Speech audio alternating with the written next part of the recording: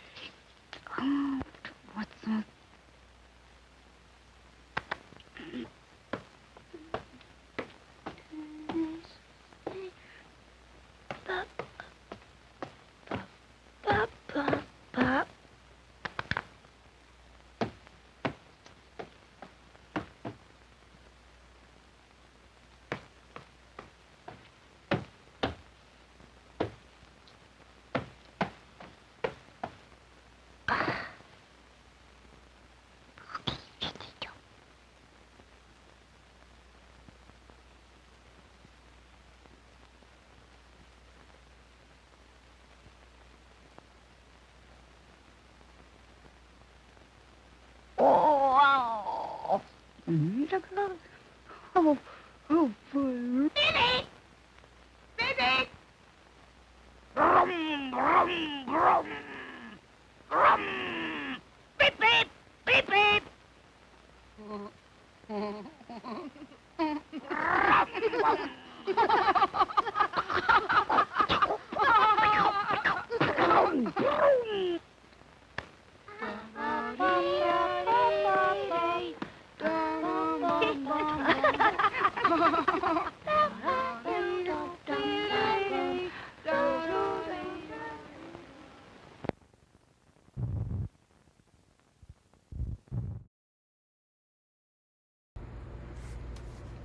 Wow. That was yeah. Um so initially it reminded me of the wow, suddenly I just forgot their names. The Hubli films, where they recorded their kids talking and then edited it together and then animated around it. But this was actors, voice actors. I mean, June Foray is not, she's a seasoned voice actress. And wow, that was something else. Crazy. So, this next film is not nonverbal. It does have a soundtrack. And I've shown this before, but we just did a scan of it. And this answers the question, what if your house was under constant assault from a French ghost who was very negative, that kept trying to burn your house down? This is Help Prevent Fires in French. Enjoy.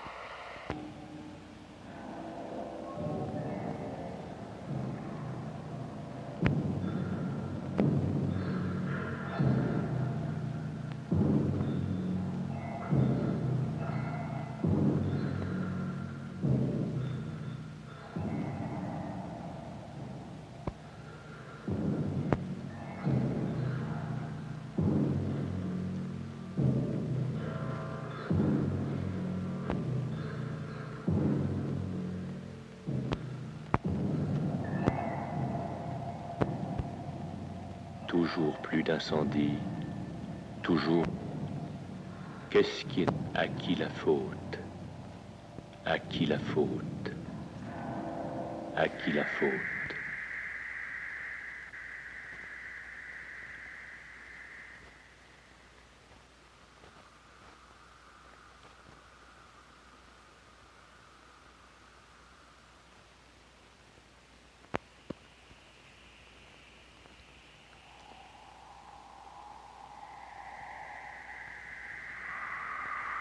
Non, ne la jetez pas.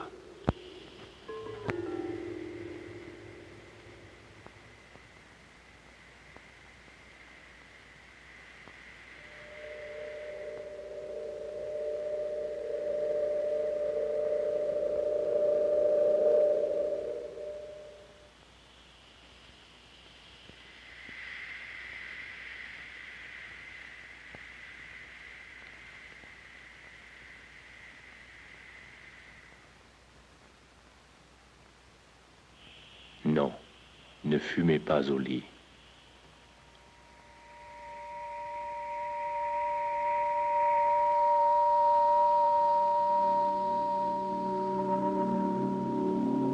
Non, pas près du fourneau. Non, ne le laissez pas là.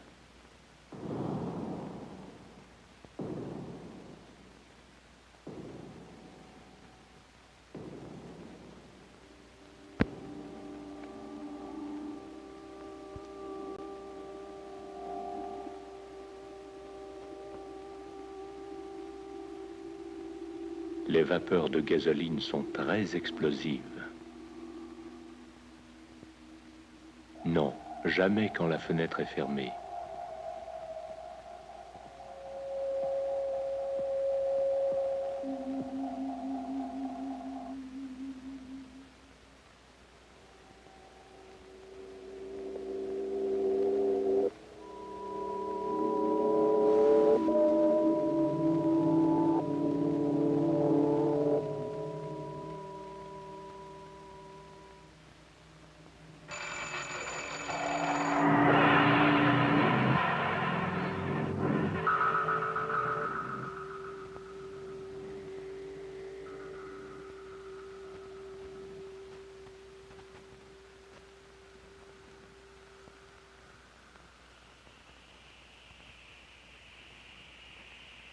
Non, pas sur la plaque du potager.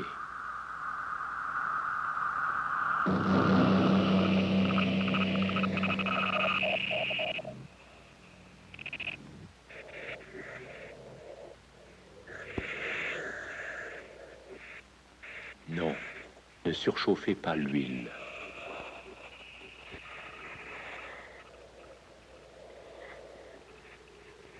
Ne les mettez pas mouillés dans l'huile chaude.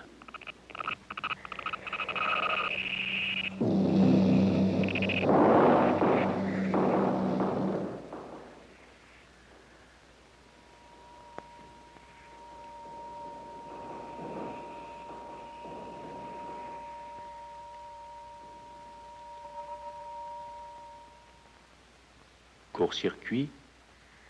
Pourquoi?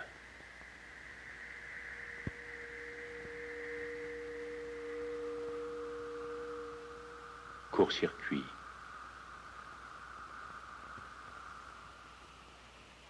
Court-circuit.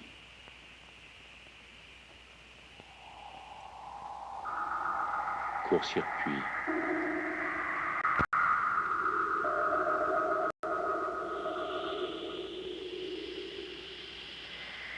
Court-circuit.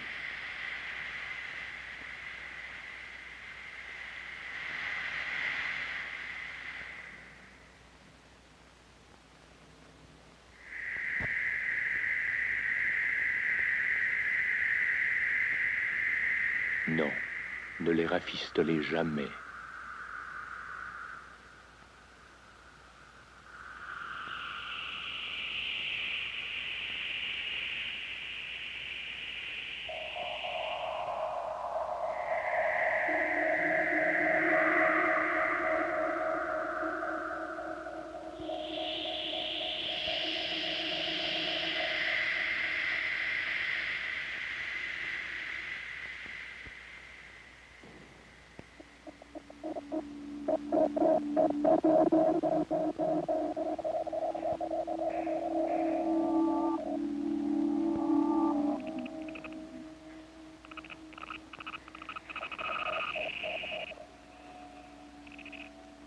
Non, jamais de cendre dans une caisse en bois.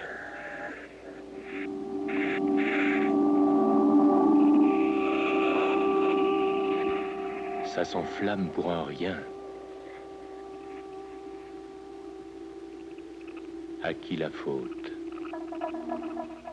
La faute est à chacun. Chacun peut provoquer des incendies. Chacun peut les éviter.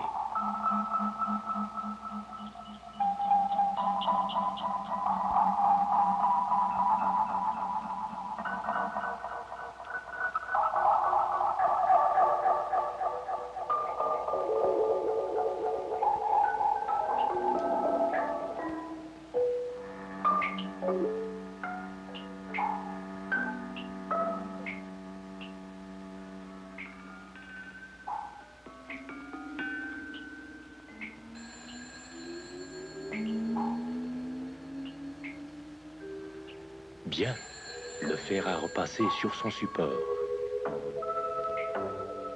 Juste retirer la fiche.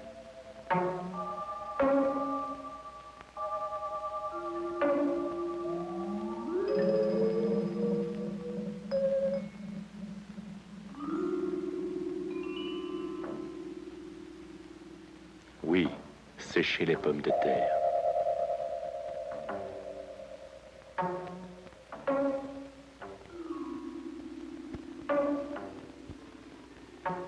Bon, l'huile n'est pas surchauffée.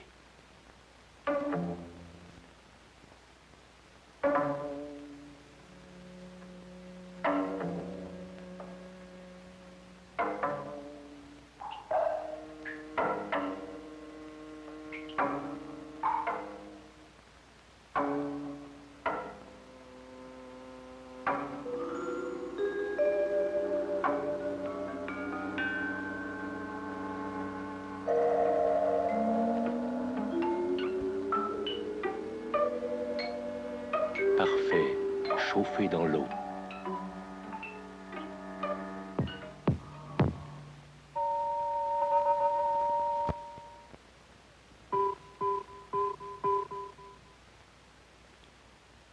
Remplacez-les par des neufs. Jetez les plombs défectueux.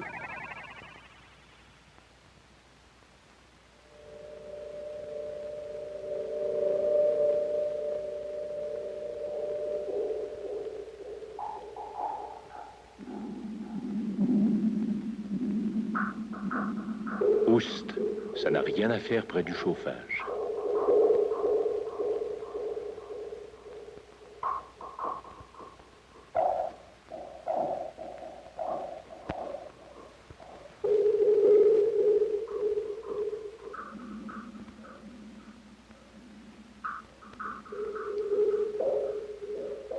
Bravo.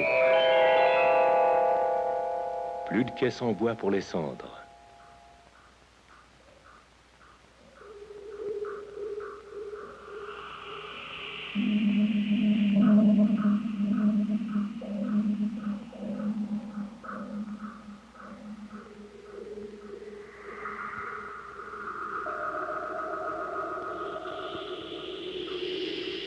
Plus de bidons de pétrole.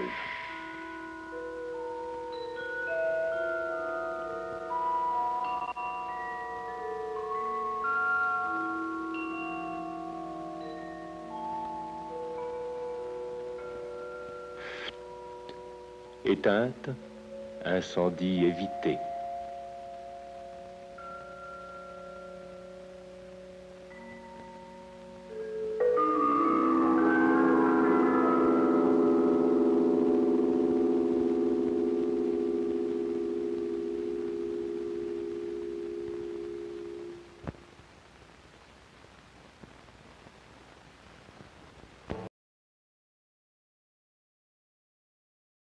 So people ask me if I'm still actively looking to get films, and that is a film that I'm hoping to find in better condition than what I currently have. I'd love to know more about this film and who made it, and it is, for me, it's real good. And this was what, like in that first batch of 500 that I got for $50, where I was like, what is going on? It was really pretty amazing, that first batch. I'm still referring to it, still showing films from it. So, all right. This is another film I showed 5 years ago, and so it's due. We're due to watch it again, and of course, this came up in the Fs that we've been moving to the new film vault. This is Front End Loader Safety. No songs, though, unfortunately. Enjoy.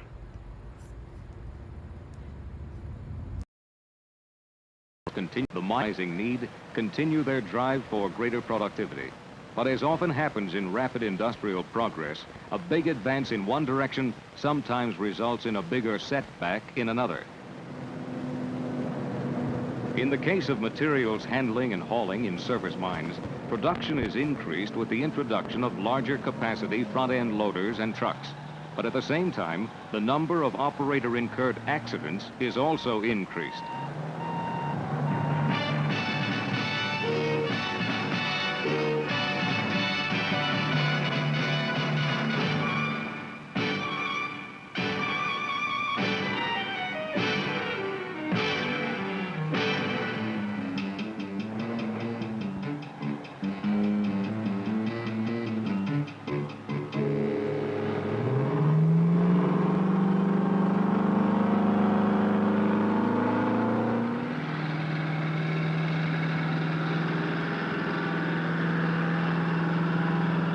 Nearly 1/2 of the total surface mine and mill fatalities that occur involve haulage vehicles, such as this front-end loader. From the operator's standpoint, the front-end loader has proved to be one of the most hazardous pieces of equipment being used in the mineral industry today.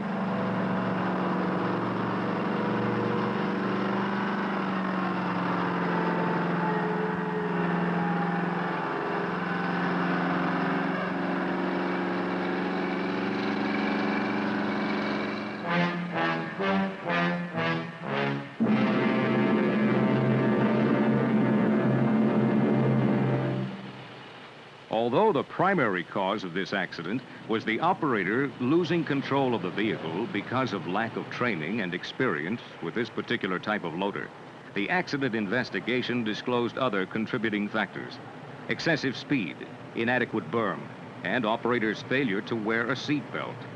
Not wearing the belt greatly contributed to the severity of the accident, turning what might have been an injury or less into a fatality.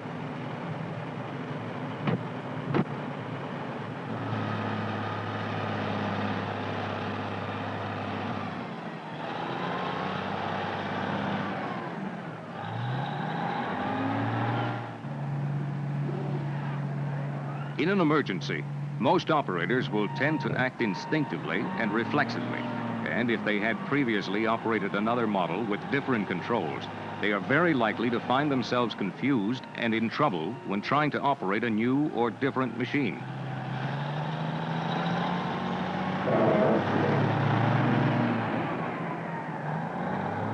Therefore, it is important that front-end loaders be operated only by persons competently trained and authorized to handle the particular model being used.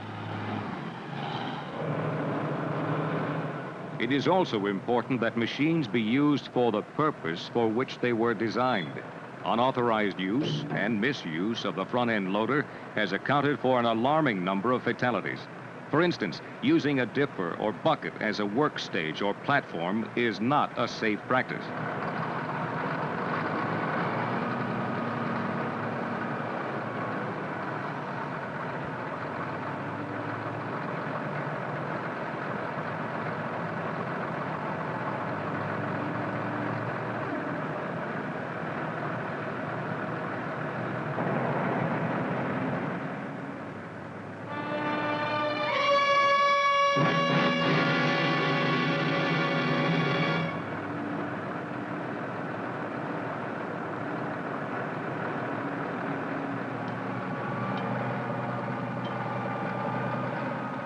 Another example of misuse of a front-end loader is that of pushing other vehicles.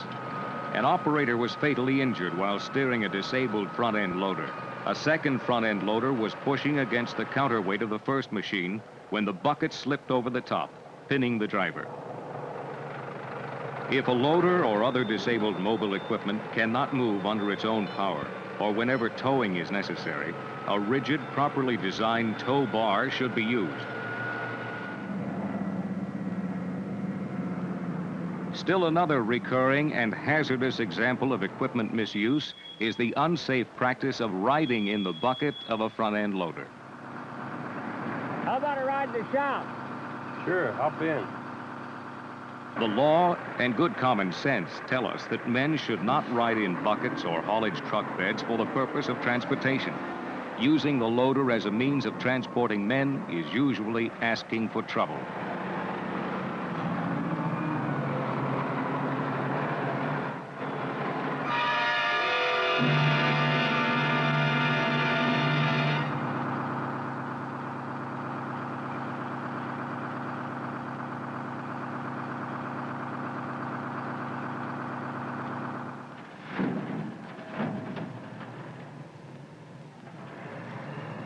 Lack of common sense leads to unsafe work practices, which in turn is the leading cause of almost all mining accidents.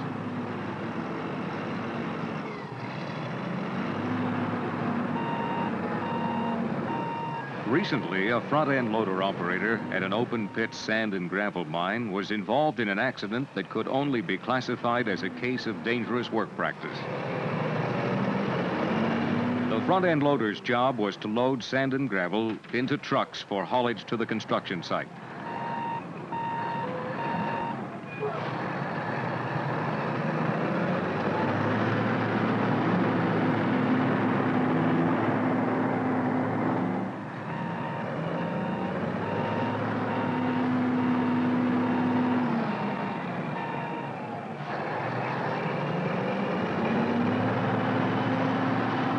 After loading a haulage truck, the loader operator moved his machine toward the high wall, where sand and gravel was mined from a single 35 to 40-foot high bench.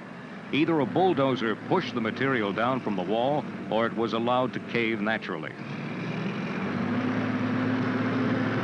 The loose and unconsolidated high wall was not sloped to the proper safe angle or repose, and therefore was dangerous.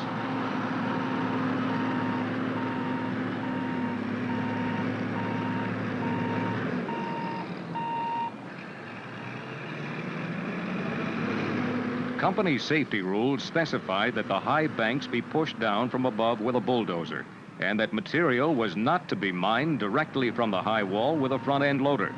Federal regulations also state that men shall not work near or under dangerous banks.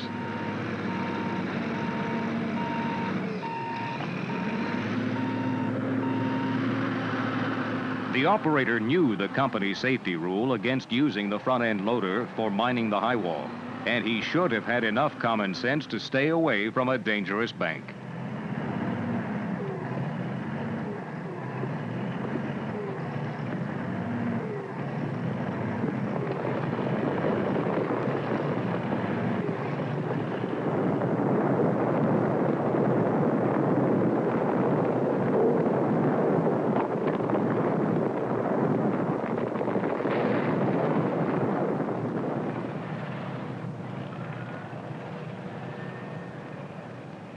Unsafe, dangerous work practices waste time, damage equipment, and above all, risk human lives. Lack of training and experience are also serious contributing factors to many front-end loader accidents. This was vividly brought out at one sand and gravel operation where a new employee was assigned to operate a front-end loader, a machine he had never used before.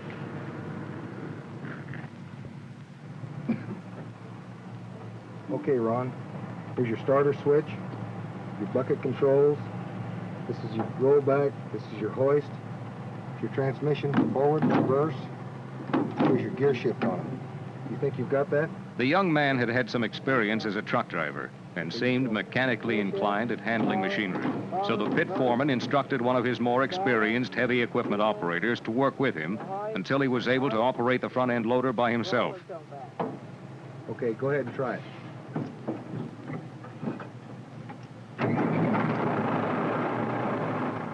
The heavy equipment operator, who had never had formal instruction or safety training on the equipment himself, observed the new man operating the loader.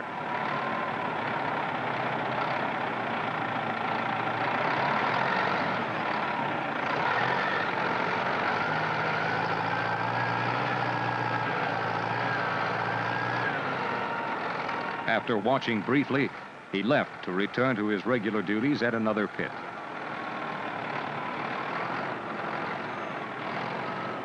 The new operator continued the job of feeding the hopper.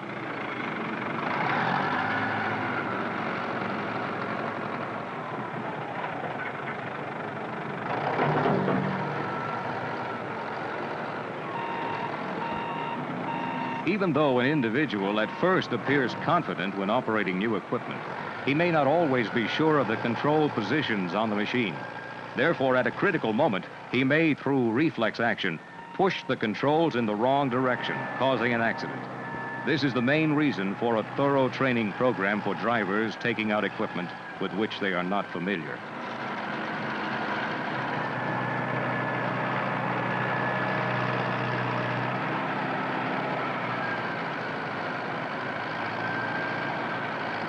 He seemed to be doing all right for a while, when suddenly,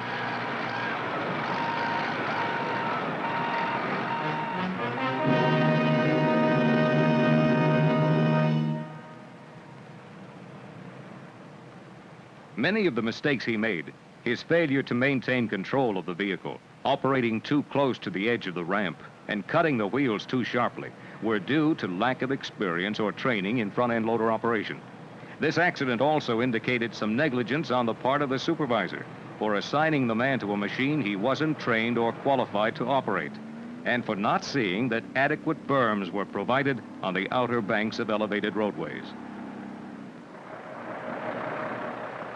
Elevated ramps or inclines leading up to dumping points are often sloped too steeply.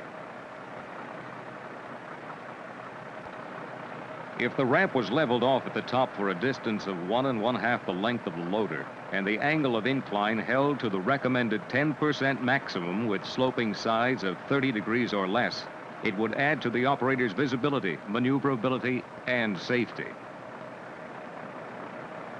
And if adequate berms were constructed along the edges of the ramp, the overall safety of dumping operations would be greatly increased.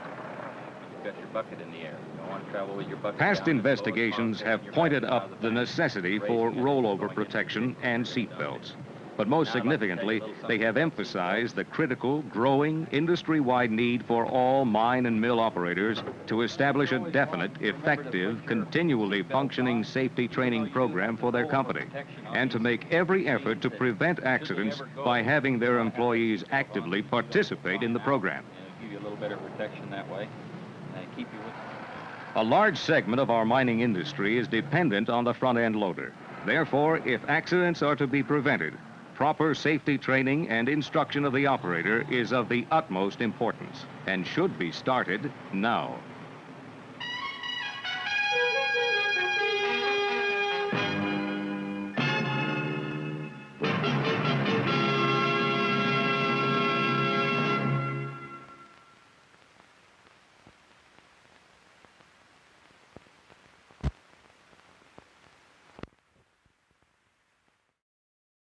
I think a song would have been better. But not bad. Not bad at all. Pretty entertaining, actually. The catastrophes. All right, what do we got next? So this one is... At some point, I was going to Troy, New York to do shows, and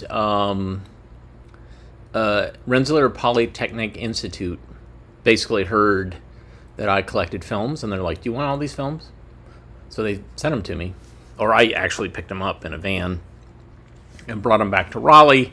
Slowly I've been going through them. And so they have a variety of different things. Some internally made films, some things capturing kind of news events at the university. This is Points and Lines. Enjoy.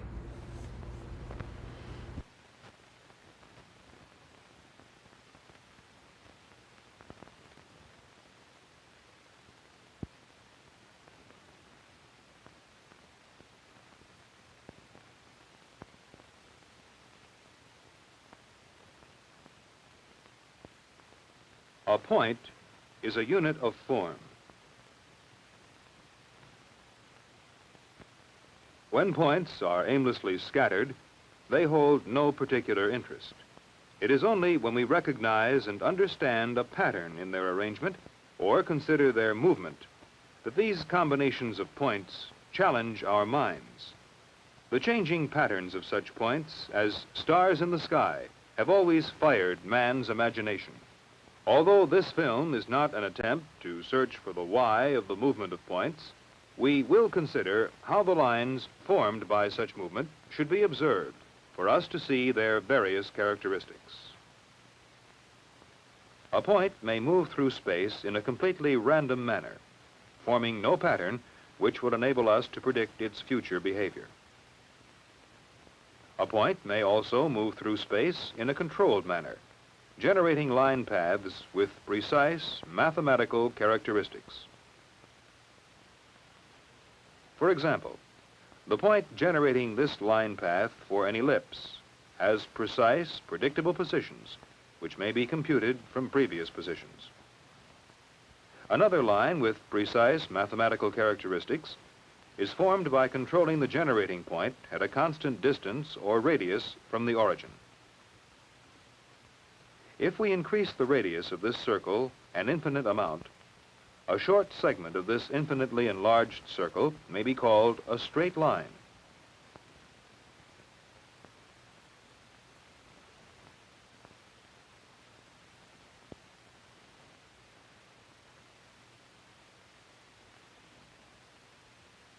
There are other theoretical lines which have mathematical equations.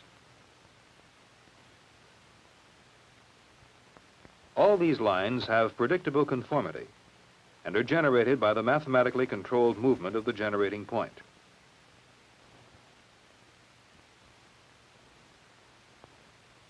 The development of lines with mathematical predictability is not limited to the movement of a generating point. Controlled lines may also be cut from theoretical surfaces by slicing methods. Lines lacking in precise predictability of new positions may be cut from surfaces not conforming to theory. For example, if this natural surface is cut by a series of planes, irregular lines will result. These lines are not mathematically predictable, although they may be plotted by coordinate methods. These irregular lines, as well as numerous other theoretically controlled lines, such as the parabola, hyperbola, and sine wave, are called planar lines. In addition to planar lines, we will include in our consideration one example of a space line, namely the helix. To construct a helix, we may begin by drawing a straight line diagonally across a rectangular plane. When this plane is viewed from the top, the line appears shorter than its true length. When the plane containing the line is wrapped to form a cylinder, the line now appears as a circle.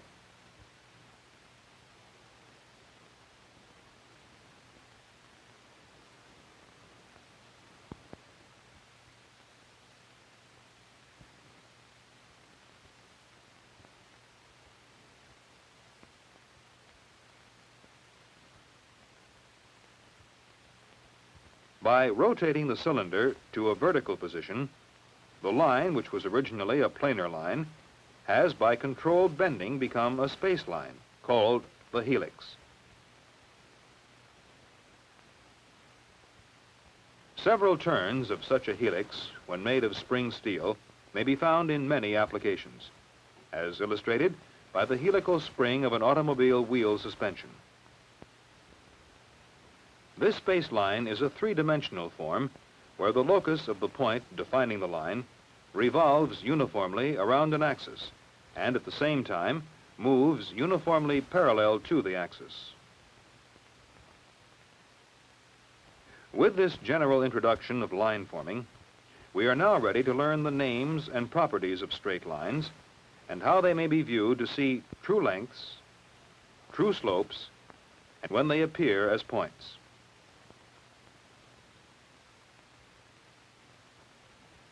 You are already familiar with this two-dimensional system for planar points and lines. In a three-dimensional system, the axes may be replaced by reference planes, and the images of the points and lines are then used.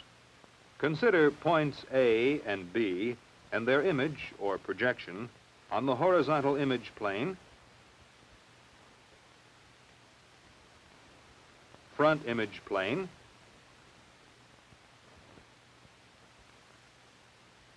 and profile image plane. The names horizontal image plane, front image plane, and profile image plane are assigned to the principal planes. To illustrate this naming and viewing of lines, we will consider the edge lines formed by the intersection of planes of a portion of this house. AB is a horizontal line and will be projected onto the horizontal image plane in true length.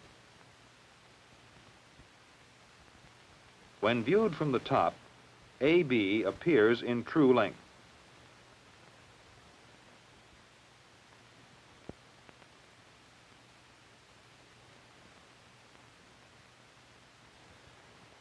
If AB is viewed from the front, it will again appear in true length. This is so because line AB is parallel to the front image plane. AB is called a frontal horizontal line.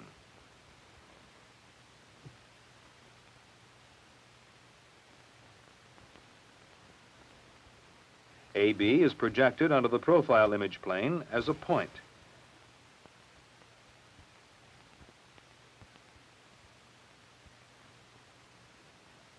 Viewed from either side, we see AB as a point.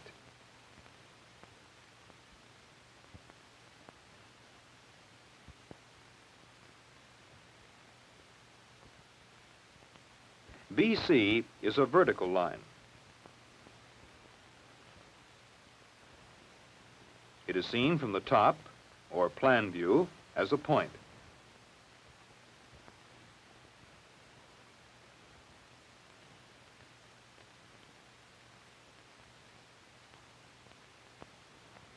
When we view BC from the front, it appears vertical and in true length.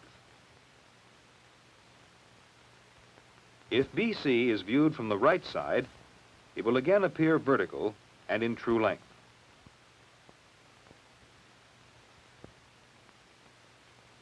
BC is a vertical line. BD is a sloping line. Viewed from the top, BD appears shorter. From the front, line BD appears in true length because it is perpendicular to our lines of sight and parallel to the front image plane. The angle BD makes with the horizontal is called the true slope. Observed from the right side, line BD appears shorter and vertical.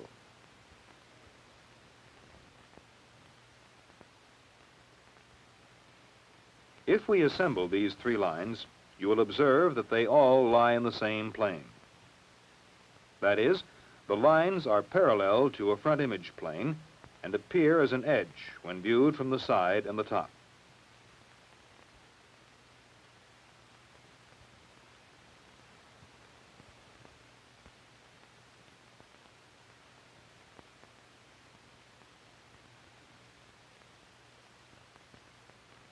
Any of these lines projected on the front image plane appear in true length and true slope.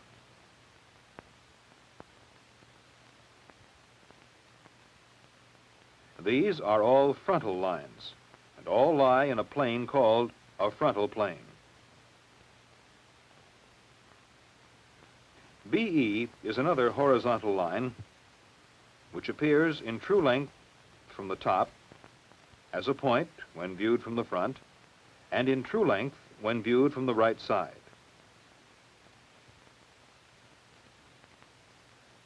AE is an imaginary horizontal line, and like BE or any other horizontal line, will appear in true length when viewed from the top.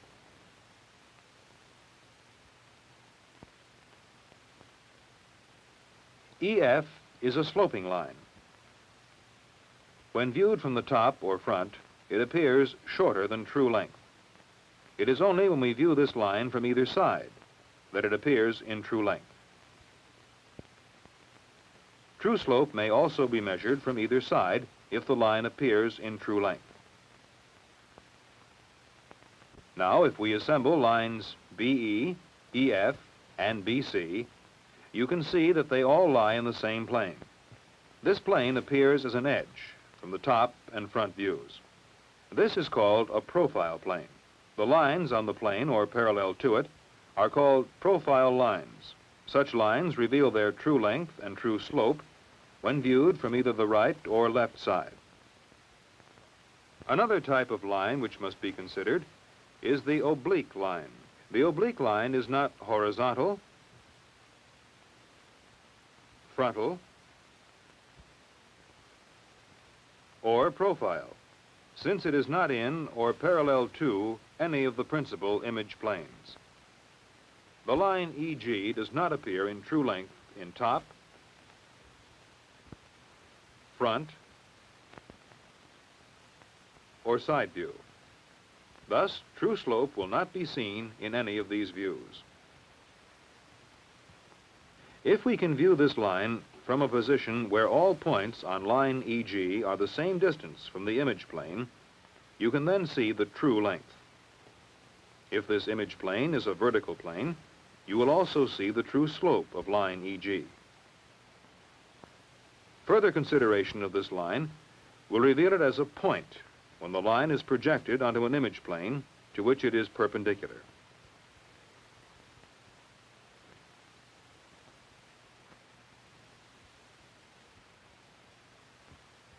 Let us review these lines while you try to imagine the correct viewpoints from which to see the true lengths, true slopes, and point views.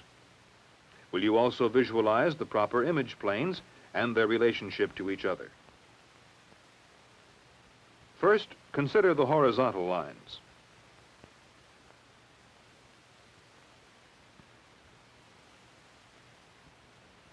Second, the frontal lines.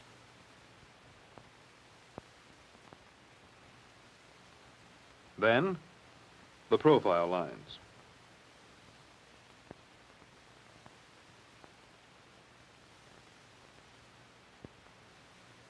In conclusion, consider the many lines, all of them generated by points, that you see around you every day. To represent these lines, so as to evaluate their location, position, and magnitude, you must remember how lines are formed. Remember also the names of straight lines and how to see them in true length and true slope, and as points.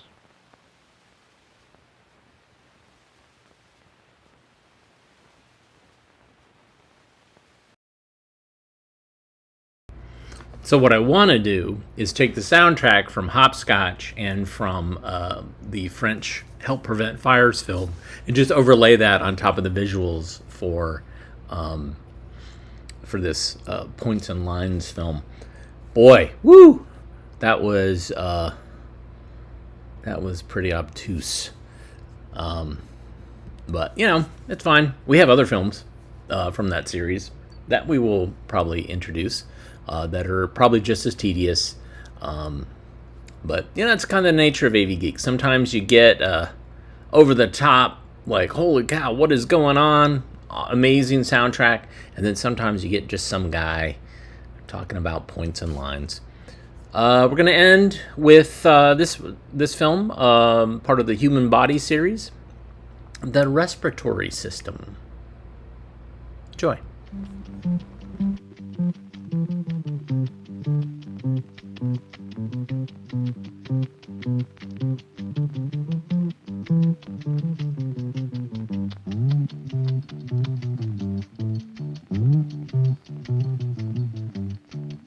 For you to stay alive, there must be a steady flow of oxygen into your body and a steady flow of carbon dioxide out. This exchange of gases is the work of your respiratory system. The energy that moves you, that keeps your body functioning, that keeps your trillions of cells alive, that keeps you alive, is released by oxygen from the food you eat. There's more than enough oxygen in the air around you. Most of it comes from green plants, a waste product of photosynthesis. You draw oxygen into your body by breathing. The process of breathing involves the work of your lungs and the flat sheet of muscle under them, the diaphragm. Breathing begins with signals from your brain. You breathe in when clusters of cells in the medulla of your brain send nerve impulses to the muscles attached to your ribs and to the diaphragm. The rib muscles contract, lifting the ribs up and out. The diaphragm contracts and flattens. These two movements increase the space inside your chest and stretch your lungs. Air pressure in your lungs then drops below the pressure of the air around you. So air rushes in. This brings about 10% more air into your lungs than there was before. You have breathed in. Nerve cells in the lining of your lungs sense this stretched condition. They fire impulses back to the medulla, and the cell clusters there switch off the impulses that contracted your rib muscles and diaphragm. These muscles relax. Your elastic lungs recoil a little, and about 10% of the air in them is pushed back into the air around you. And you have breathed out. And so, about 10% at a time, the air inside your lungs changes. When you're at rest, The cycle repeats about 15 times a minute. Now let's see how the oxygen you breathe in gets to your cells and the carbon dioxide gets out. The journey begins through your nose and mouth. Air enters, carrying its oxygen load. The moist inner surfaces of your nose and mouth moisten the air, and the warm blood that flows through the capillaries that line these surfaces heats the air. The surfaces are also covered with a sticky mucus that traps some of the tiny particles suspended in the air. Other particles drop out of the air as it loses speed. The passageway at the back of your nose and mouth divides into two tubes. One, the esophagus, is part of your digestive system. It leads to your stomach. The other is the trachea. It's part of your respiratory system and directs the air you breathe in toward your lungs. The entrance to the trachea is guarded by a muscular flap, the epiglottis. As long as you're breathing, this flap stays open. But as soon as you start to swallow, it automatically closes, covers the end of the trachea, and usually prevents anything except air from entering the trachea and getting to your lungs. The trachea is a soft tube, but it's supported and held open by rings of cartilage. Here you can see where the trachea separates from the esophagus.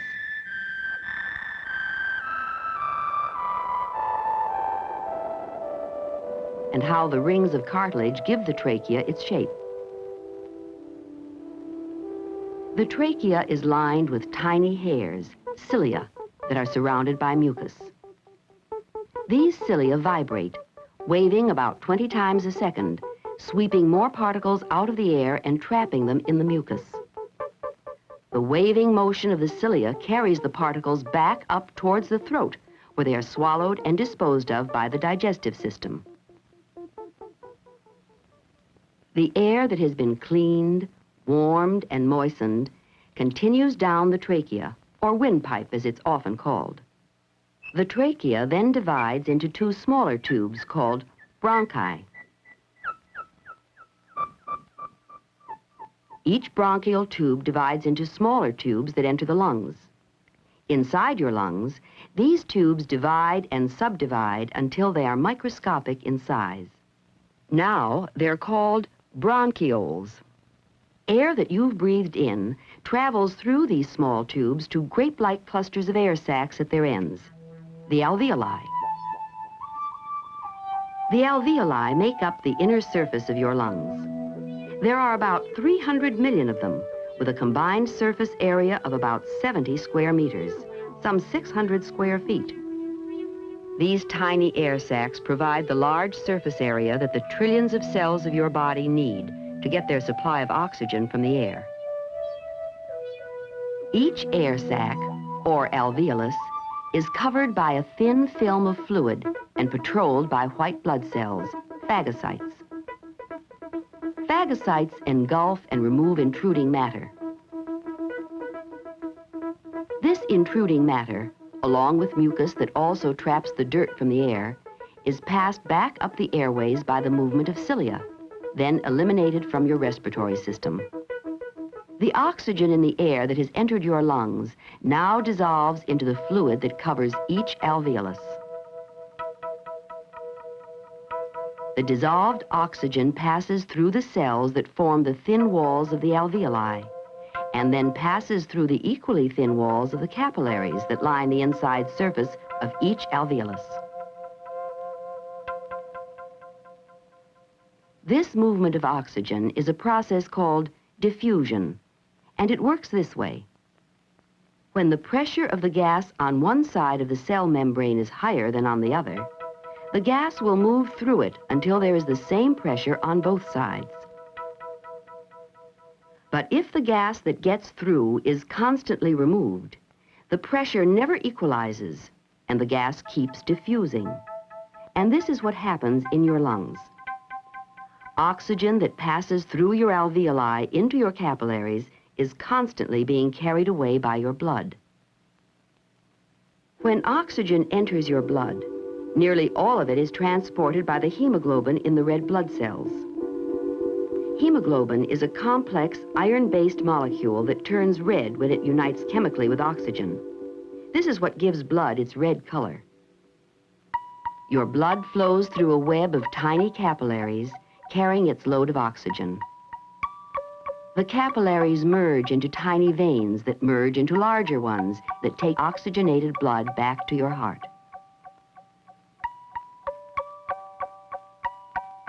Now your heart pumps the blood with its oxygen into arteries that carry the blood to all parts of your body, eventually reaching capillaries so small in diameter that only one red blood cell at a time can move through them.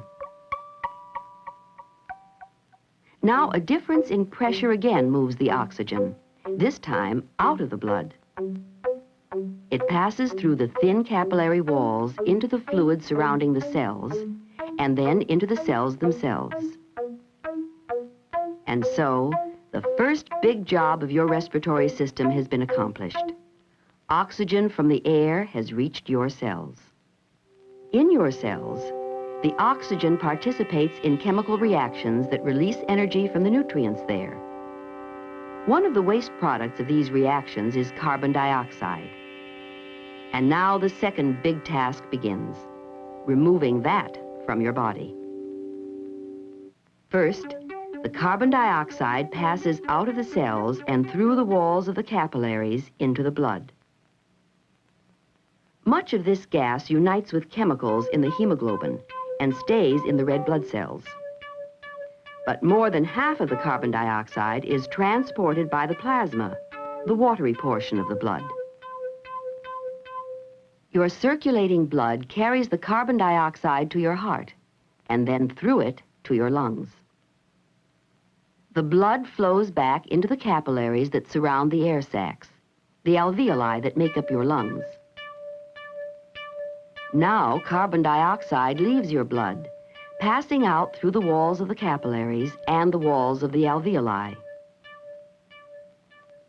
The carbon dioxide enters the air inside the tiny alveoli, and then, squeezed from there into the 250,000 bronchioles, the air retraces its path up the bronchi to the trachea. You breathe it out, and the second big job of your respiratory system is done. The amount of carbon dioxide in your blood controls the rate and depth of your breathing because nerve cells in the medulla of your brain are sensitive to your blood's carbon dioxide content. When the level of carbon dioxide rises, nerve cells send impulses to your rib muscles and diaphragm. The rate and depth of your breathing increase, increasing the rate at which carbon dioxide can be eliminated from your body. The level of carbon dioxide in your blood also controls how fast your heart beats, and therefore, how fast blood is moved through your circulatory system. When the increased activity of your heart and lungs has lowered the level of carbon dioxide sufficiently, then the rate of nerve impulses is slowed, and so is the pace of your heart and lungs. Just before the air leaves your trachea, it passes the vocal cords, two fibrous strands in your larynx that stretch across the passageway. Air moving past your vocal cords can make them vibrate and produce sounds. The muscles that tighten and relax these cords can change the pitch of the sound they make. This sound can be changed even more when you move your tongue, lips, and jaw and change the shape of your mouth. All this makes speech and song. The carbon dioxide you breathe into the air is recycled by plants. And so the cycle continues. You breathe, you speak, you sing, and the work of your respiratory system goes on.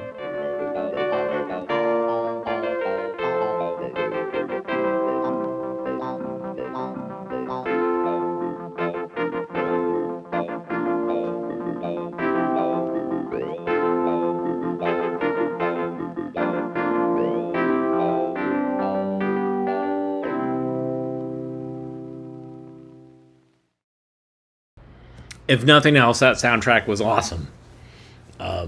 But some of the animation also was kind of a sparkly, disco-y looking film. Thanks, Coronet, for that. And thank you guys for watching. Thank you, Nathan, for contributing via the Super Thanks button, which is an option in the YouTube comments.